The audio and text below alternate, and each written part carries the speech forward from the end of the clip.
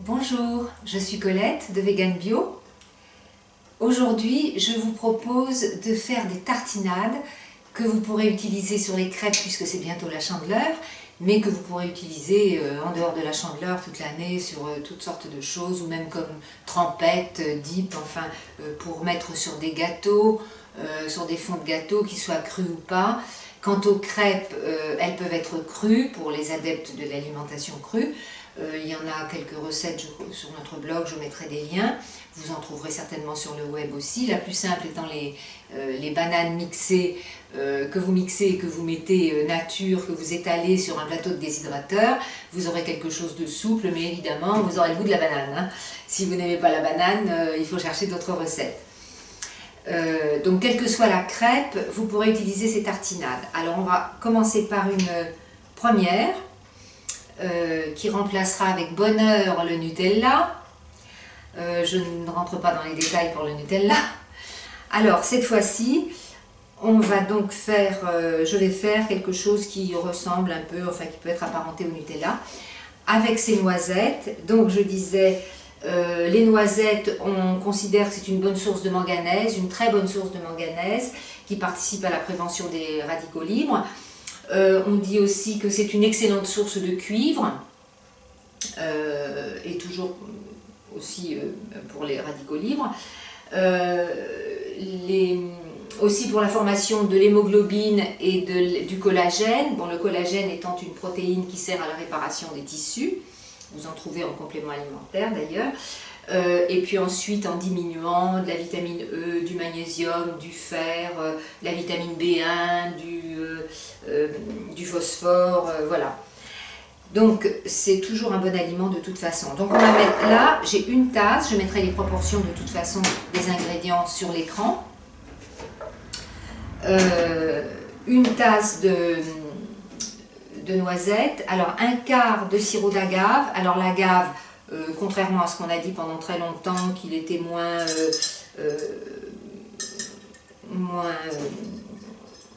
comment dire, qu'il apportait moins de sucre et qui faisait moins monter l'indice glycémique. Bon, c'est un peu un argument publicitaire, je vais peut-être pas dire fallacieux, mais enfin très exagéré.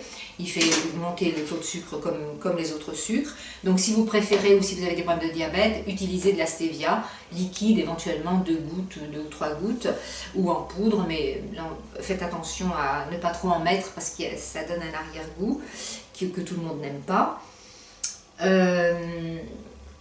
Donc l'agave, le sucrant, ensuite le sel, alors un quart de cuillère à café de sel, un quart de cuillère à café de sel, ça fait 1 millilitre, un quart. Voilà, c'est une toute petite quantité. Vous savez que le sel rehausse les goûts, surtout avec le chocolat. Enfin, moi j'adore. C'est peut-être mes ascendances bretonnes. Le chocolat avec le sel, je trouve que c'est très bon. Un quart de tasse. Un quart de tasse, c'est un quart de 25 centilitres. Oui, de 25 centilitres. Un quart de tasse de cacao. Alors le cacao, vous pouvez aussi le remplacer par de la caroube. Si vous ne supportez pas le cacao, pour certains, le cacao donne des migraines, provoque des problèmes digestifs, constipe, etc. Donc la caroube, qui n'a rien à voir mais qui a un petit goût chocolaté, peut suffire à satisfaire votre envie de ce goût chocolaté sans avoir les inconvénients du cacao. Le cacao est un stimulant aussi, très fort, alors que la caroube n'a pas du tout cette qualité-là. Elle est très riche en calcium. Enfin voilà, vous pouvez essayer, vous pouvez faire un mix moitié cacao, moitié caroube.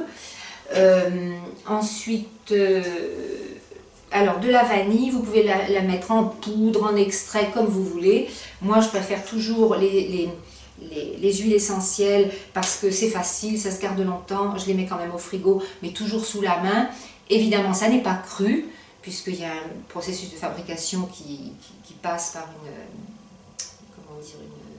une évaporation et un chauffage. Donc voilà, je mets quelques gouttes. En général, c'est ce que j'utilise toujours. Je ne sais pas, j'en mets 4-5 gouttes. Méfiez-vous de ne pas en mettre une cuillère à café, hein, parce que ce serait immangeable. Là, j'ai donc j'ai mis la vanille, le sel, le cacao, l'agave, la noisette et du lait d'amande. Vous pouvez mettre de l'eau aussi, vous n'êtes pas obligé de mettre du lait d'amande, vous pouvez mettre de l'eau. Moi j'ai préféré mettre du lait d'amande, évidemment c'est toujours meilleur. Le lait d'amande je l'ai fait. Plus vous mettez d'eau, alors je vais mettre aussi un lien vers notre petite vidéo de fabrication de lait d'amande. Plus vous mettez d'eau pour le faire, puisque c'est des amandes mixées avec de l'eau, plus vous aurez un lait léger, et moins vous mettez d'eau, plus vous aurez un lait crémeux. Moi j'ai mis plutôt pas mal d'eau, sachant que tout le lait va prendre les graisses de l'amande. Ensuite il restera la pulpe de l'amande, voilà, j'ai fait ça dans un sac à lait, et cette pulpe, je la congèle, et après, je ferai une autre vidéo là-dessus, je fais des croûtons aux herbes qui sont une tuerie. Voilà, donc là, il y a 4 cuillères à soupe, 4 cuillères à soupe de lait d'amande.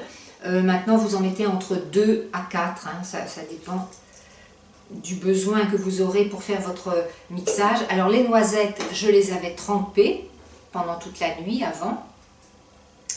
Il vaut toujours mieux tremper vos oléagineux, toujours, pour éliminer tout ce qui donne une plante, que ce soit graines ou oléagineux, toujours les tremper pour éliminer ces fameux inhibiteurs d'enzymes qui perturbent le métabolisme du calcium et du fer dans le corps.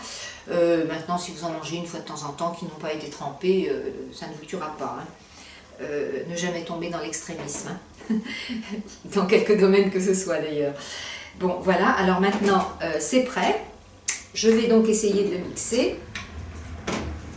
Et je reviens avec la pâte obtenue.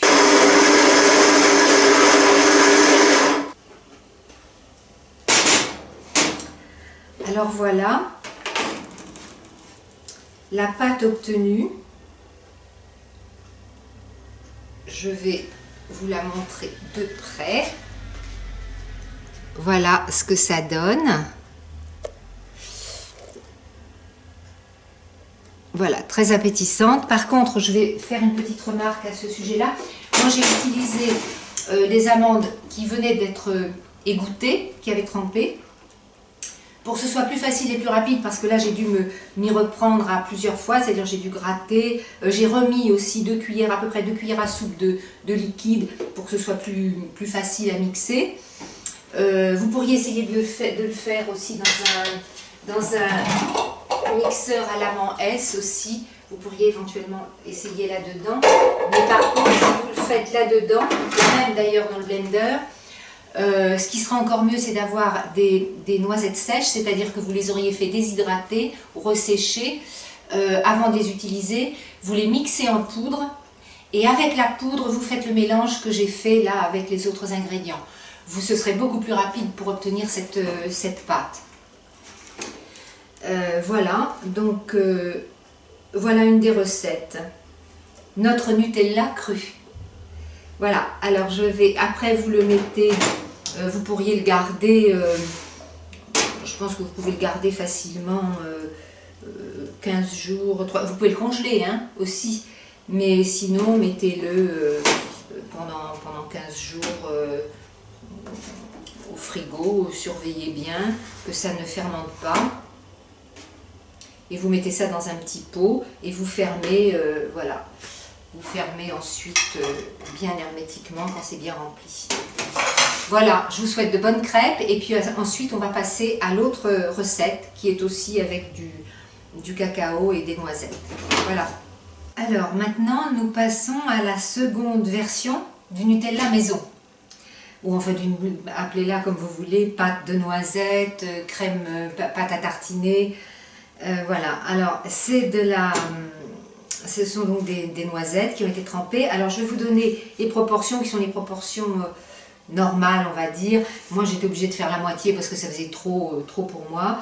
Donc la quantité serait de 1,5 tasse de noisettes qui sont là fraîches trempées. Mais comme je vous ai dit dans la recette précédente, si vous pouvez les faire sécher, ensuite les mettre en poudre, ce sera plus facile de faire votre préparation.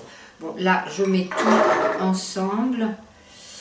Donc, 1,5 tasse de noisettes, 7 cuillères à soupe de cacao. Alors encore une fois, vous pouvez remplacer par de la caroube, si vous préférez, si vous ne supportez pas le cacao, ou alors faire moitié-moitié, ou les proportions que vous voulez.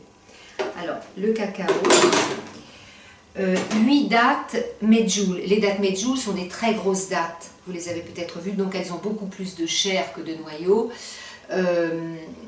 Donc elles sont évidemment beaucoup plus chères, mais elles sont plus avantageuses à la fin du compte puisqu'il y a plus de chair. Alors moi j'ai pris, comme pour une précédente recette, de la pâte de dattes. J'ai rarement des dattes entières, mais par contre j'ai toujours de la pâte de dattes qui se garde aussi très bien. Donc j'ai mis ce qui m'a semblé être l'équivalent de ce qui était proposé là. Donc 8 dattes medjool. Si vous n'avez pas de dattes medjool, vous avez des petites dattes, simplement vous doublez les quantités. 2 tiers de tasse, une tasse faisant 25 centilitres, donc 2 tiers de lait ou d'eau. Vous pouvez mettre de l'eau. Là, j'ai mis du lait d'amande, puisque j'en avais fait pour toutes ces recettes. Une pincée de sel. Voilà, juste la petite pincée pour relever, parce que le sel relève bien les saveurs. 2 cuillères à soupe d'huile de coco. Alors l'huile de coco, celle que vous trouvez chez Market Veg est absolument divine. Elle est crue bien sûr. Elle est faite à partir de la chair de coco. Alors vous pouvez la trouver ou sous cette forme ou sous cette forme, ça dépend du fabricant ça. Pendant un moment elle était en bocal de verre, mais c'est la même qui est aussi comme ça. C'est plus facile pour le transport, il y a moins de risque de casse. Voilà, c'est organic coconut butter. Voilà. Donc elle est bio, bien sûr. Et alors, 2 cuillères à soupe. Oui, 2 cuillères à soupe. Bon, sauf que moi, comme je ne fais que la moitié de la quantité, j'en mets une. Voilà. Et puis, de la vanille. Alors, comme pour la recette précédente, je mets quelques gouttes. Vous pouvez mettre de l'extrait, de la poudre, etc. Même de la gousse. Si vous avez de la gousse, vous grattez l'intérieur. C'est encore mieux, bien sûr. Donc, voilà. Et maintenant, il nous reste à mixer le tout. Voilà, à tout de suite.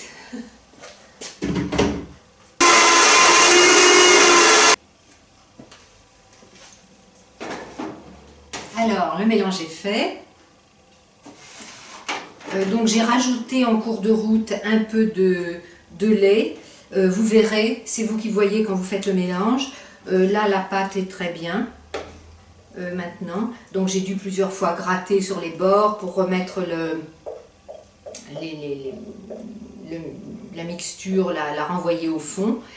Et donc voilà, là encore, je ne sais pas si vous...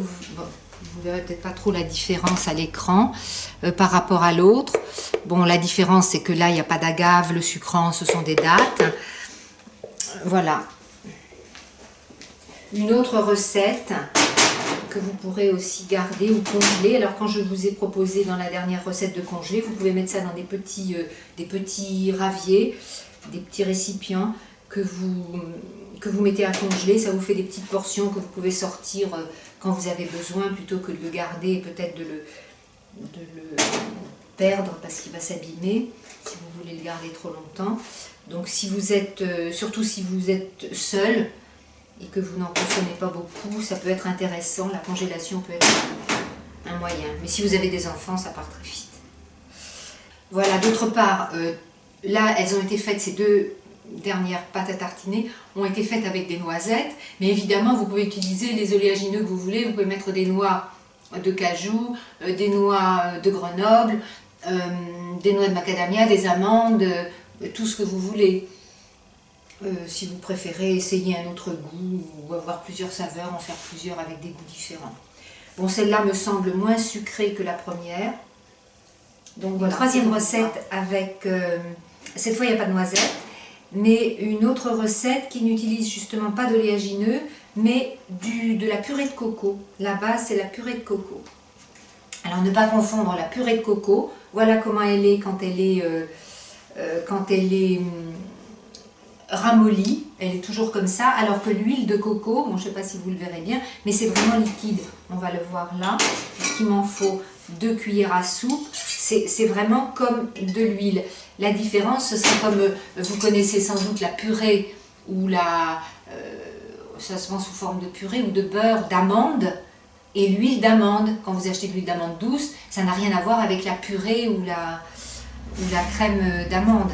Donc voilà, ça c'est la purée de coco, et ça, le beurre de coco, et ça c'est l'huile. Alors cette fois je vais faire le mélange, parce que ce sont des petites quantités, dans un petit mixeur, un petit blender. J'avais utilisé le grand pour les autres recettes. Là je prends mon Magic Bullet, c'est vrai qu'il est bien magique. Pour faire toutes les petites choses, c'est vraiment formidable. Donc je vais tout mettre là-dedans. Alors, il faut 2 cuillères à soupe d'huile de coco. Alors, 1, 2. Voilà. Il faut... j'ai peut-être pas pris le grand... Parce qu'il y a plusieurs bols avec ce petit mixeur. Il y a aussi un plus grand. J'aurais peut-être dû le prendre, mais bon, je vais essayer de faire avec ça. La purée de coco, ou beurre de coco, comme vous voulez, vous l'appelez comme vous voulez.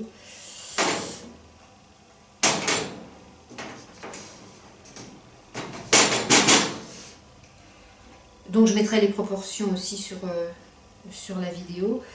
Là, c'est 2 cuillères à soupe de cacao. Donc je rappelle que le cacao, enfin tout celui que j'utilise ici, que ce soit la caroube ou le cacao, ce sont toujours des produits crus et de production biologique, bien sûr. Maintenant, vous faites comme vous pouvez, comme vous voulez, hein. Si vous n'avez pas ces produits, vous faites avec ce que vous avez. Voilà, 2 cuillères à soupe de cacao. 2 cuillères à soupe, 2 cuillères à café de nectar de coco. Voilà, le nectar de coco, le voilà ici. Je vais peut-être le mettre plus près. Alors c'est un goût très fort, qu'on aime ou qu'on n'aime pas, mais vous pouvez le remplacer par un autre sucrant. Et si vous avez des problèmes avec le sucre, vous pouvez toujours le remplacer par de la stevia. Alors si vous trouvez de la stevia liquide, c'est mieux, vous en mettez 5 à 10 gouttes. Et sinon, vous faites, si vous avez du sirop diacone, c'est fabuleux aussi, parce que ça n'a pas du tout les mêmes conséquences sur le système digestif. Mais bon, ça en France, il n'y en a pas, ou ce sont des sites étrangers qui vendent. Donc là, c'est 2 cuillères à café de coco, de nectar de coco.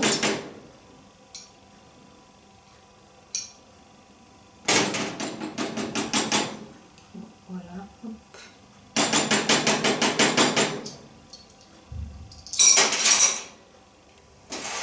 Et voilà, et là, on a tout. Donc c'est une recette relativement simple. Bon, je vais voir si ça pourra se mixer dans ce petit mixeur. Donc voilà, vous avez plusieurs bols avec ce petit mixeur, et qui me sert pour une quantité de choses.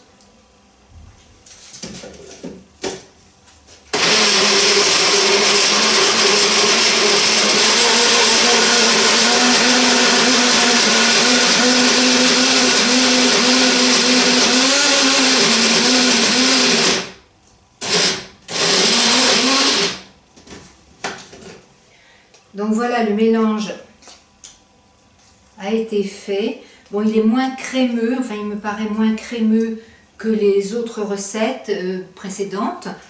Maintenant, vous pouvez essayer d'y rajouter de l'eau. Voilà ce que ça donne. Vu de près, ça donne une crème un peu assez dure.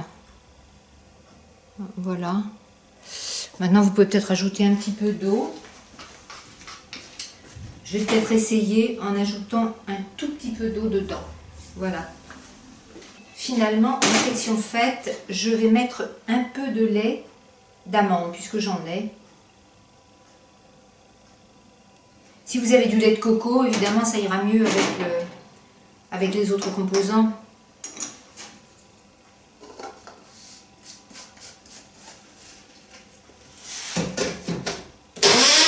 Voilà, je suis pas sûre que ce soit vraiment mieux avec le lait, mais enfin, vous voyez, vous pouvez toujours rajouter du liquide, parce qu'en fait, ces pâtes à tartiner, toutes, que ce soit celle-ci ou les deux précédentes, plus vous mettez de liquide, et plus vous obtiendrez une sorte de coulis que vous pouvez utiliser sur toutes sortes d'autres choses. Voilà pour la 4e recette, qui est le velours de chocolat.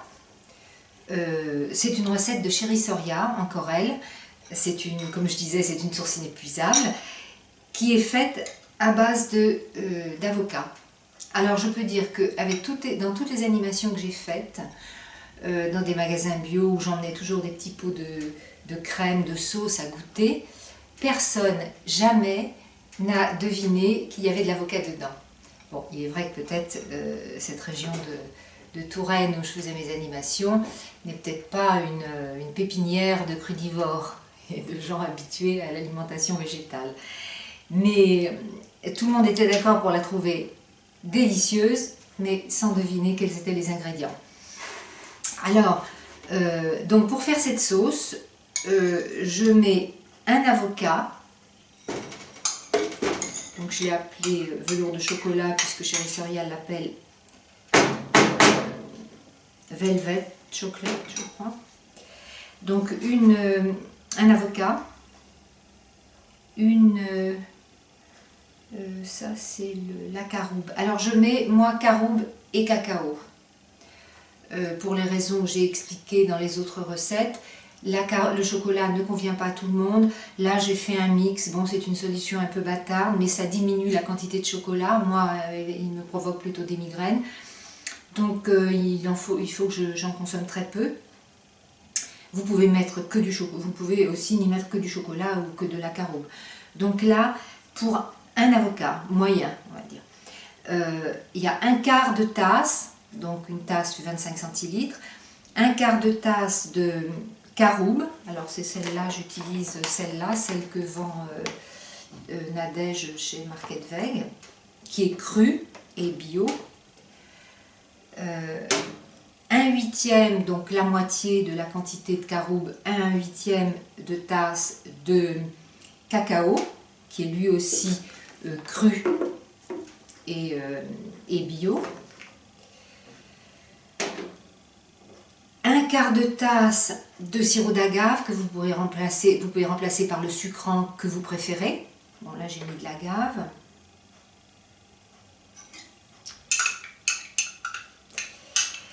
Et puis 1/8 de rapadura. Le rapadura c'est pas indispensable, vous pourriez mettre que de l'agave si vous voulez. Mais le rapadura, moi j'achète ce sucre peut-être tous les 3 ou 4 ans parce que j'en consomme pas du tout, c'est la seule recette dans laquelle j'en mets. Le rapadura c'est un sucre de canne complet, il y a d'autres, il y a le muscovado je crois ou quelque chose comme ça aussi. Celui-là est vraiment a un goût très caramélisé, il est délicieux, bien sûr il est bio aussi, mais c'est toujours du sucre, hein. Bon, donc à consommer très parcimonieusement.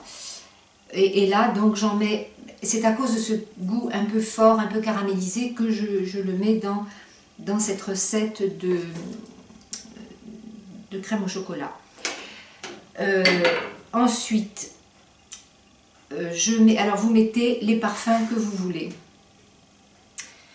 Moi je mets toujours un peu de vanille, voilà, toujours mon huile essentielle, quelques gouttes. Vous pouvez mettre, ah oui là je ne l'ai pas prise, de la cannelle. Donc voilà, de la cannelle. C'est un peu, là c'est un peu au pif, hein, c'est selon votre goût pour ces parfums. Alors quelquefois je ne mets pas de cannelle ou je ne mets pas de vanille, je mets même du piment de Cayenne, le chocolat et le piment se marient très bien. Bon ça c'est pour les amateurs.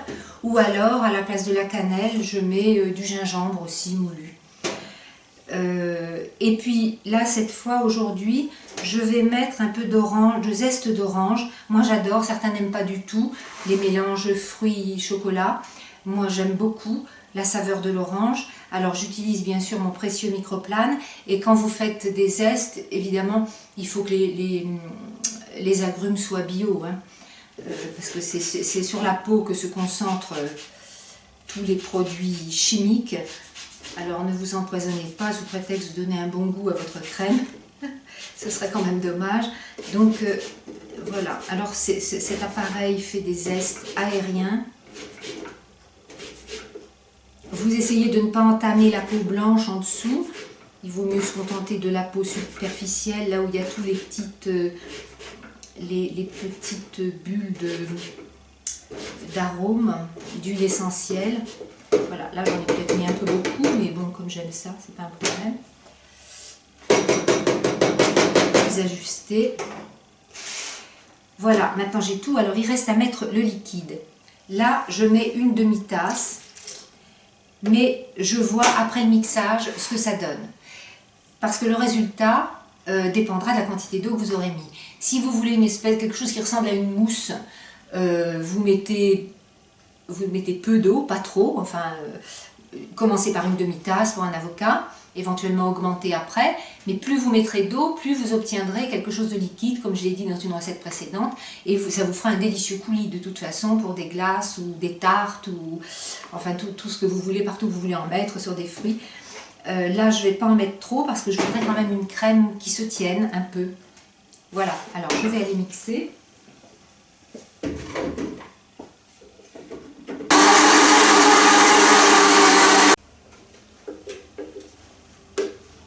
Donc voilà le résultat. Ça fait une crème assez qui se tient assez bien quand même.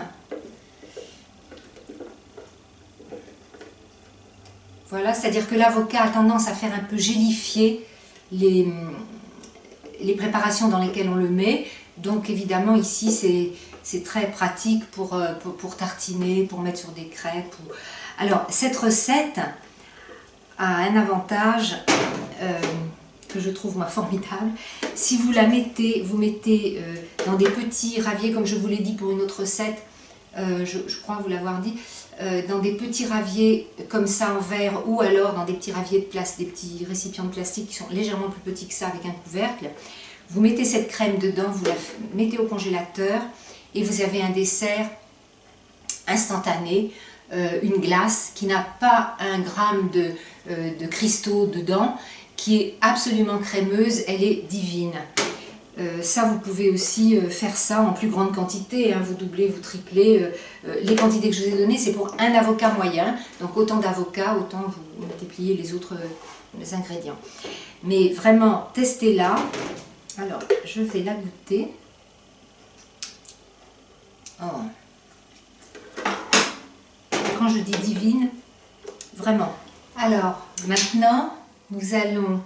je vais me mettre à la fabrication du lemon curd. Alors je ne sais pas si vous connaissez le lemon curd, c'est une sorte de crème au citron très connue en Angleterre et par ceux qui connaissent les produits anglais. Une crème au citron qu'on trouve comme les confitures en pot.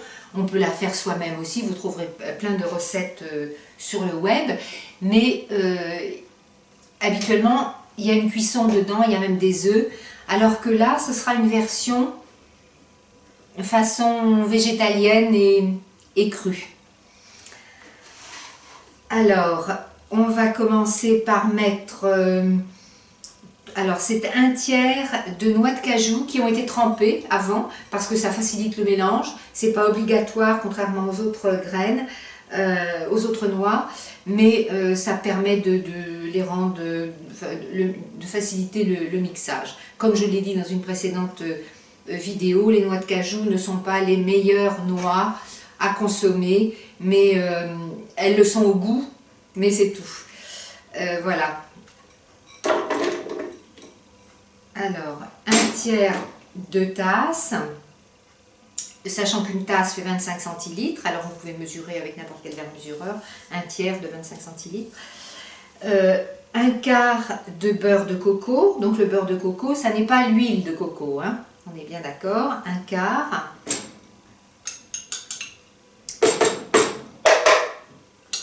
De tasse de beurre, un quart de tasse de jus de citron,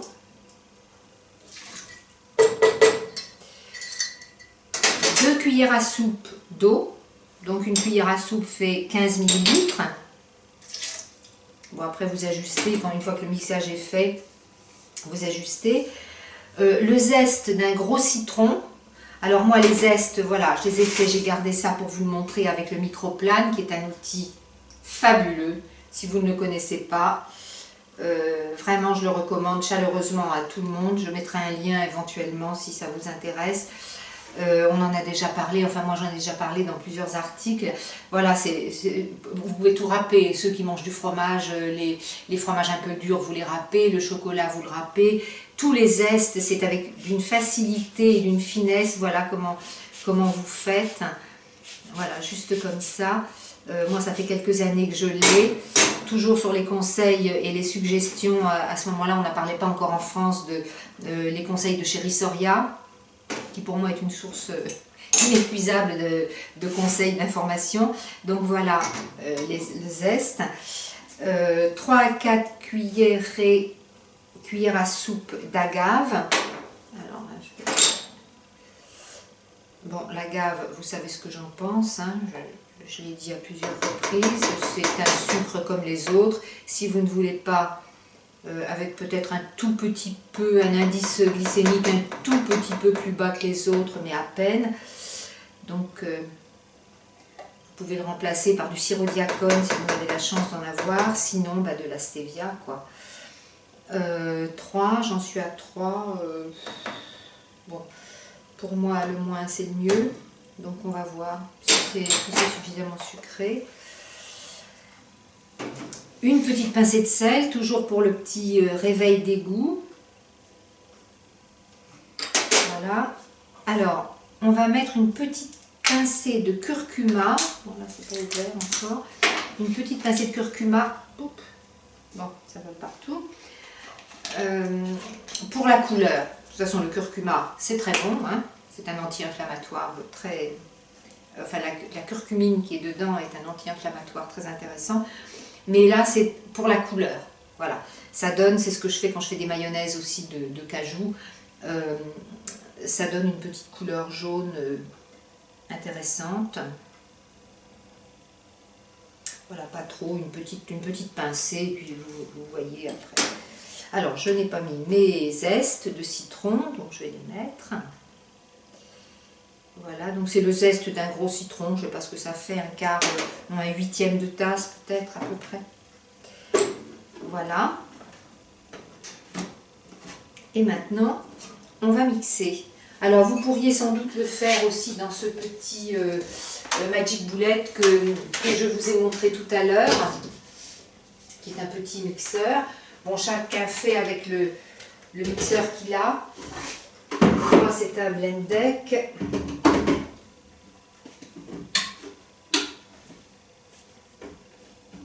Donc voilà, on y va.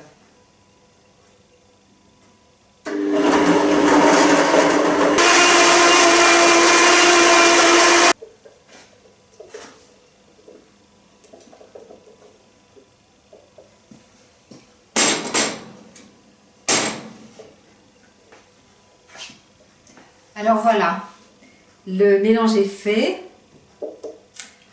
J'aurais pu mettre un peu plus de curcuma pour avoir une couleur un peu plus jaune, mais enfin, bon, à mon avis, ça suffit.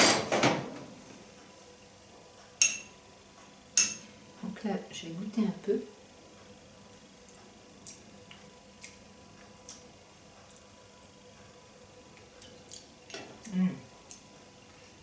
C'est très très bon, très citronné.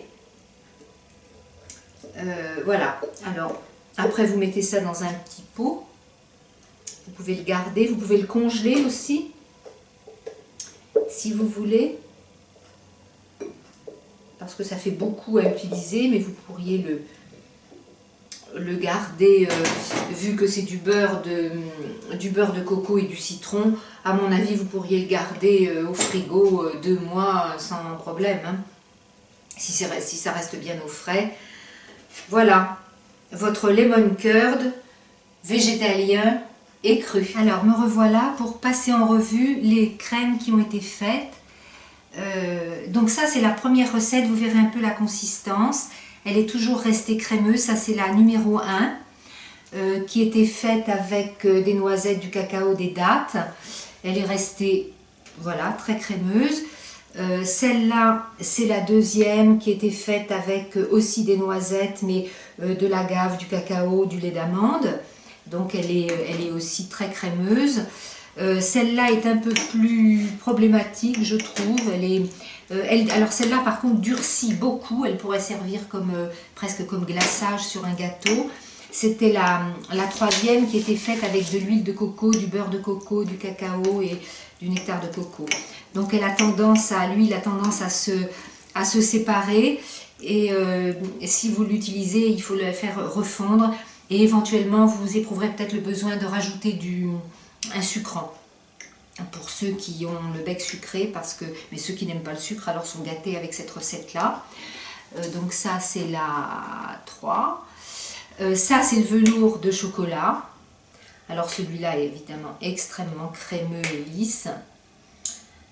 Et là, c'est le lemon curd. Donc il reste aussi, il a été au frigo, il est resté très, très crémeux. Et il est très bon. Vous pouvez même rajouter encore mettre même un peu plus encore de citron si vous aimez le goût très citronné. Je le trouve déjà bien citronné, mais vous pouvez. Alors maintenant, bon, ça n'engage que moi, mais mes préférences, si je devais donner des préférences, je mettrais peut-être ex aequo le 1 et le 4, là, le velours de chocolat, presque en tête d'ailleurs. Celui-là quasiment ex aequo, juste derrière celui-là qui est légèrement moins sucré que le premier, et en troisième celui-là que je trouve plus difficile à utiliser. Non, en troisième je mettrais plutôt le lemon curd, bien sûr, parce que j'adore le citron et bon, c'est différent. Celui-là c'est vraiment très chocolaté et bon, c'est à vous de voir, mais c'est mon goût, c'est pas forcément le vôtre. Voilà. Et je voulais préciser quelque chose aussi quant au sucre de coco qu'on utilise, que j'ai utilisé quelque part, je crois, dans une des recettes. En tout cas, j'ai dû vous en parler. Attention, il n'est pas... Voilà, je vous le montre. Ça n'est pas un produit cru, en tout cas cette marque-là. Bien que ce soit marqué sur le paquet, raw, après investigation par Nadège auprès du fabricant, voilà, il s'est avéré que ça n'était pas cru et que les prochains sachets n'auront plus la mention crue. Il y aurait apparemment un seul fabricant américain qui ferait du sucre de coco cru, mais bon, pour le moment, on ne connaît pas exactement, on n'en sait pas beaucoup plus. Sauf que sur notre marché, il n'y a pas de sucre de coco cru. Ça n'existe pas dans l'immédiat. Voilà, je crois que là on a fait le tour de ces petites fabrications. Et maintenant, je vous souhaite donc une belle chandeleur et de bonnes dégustations. Voilà, à plus tard, au revoir.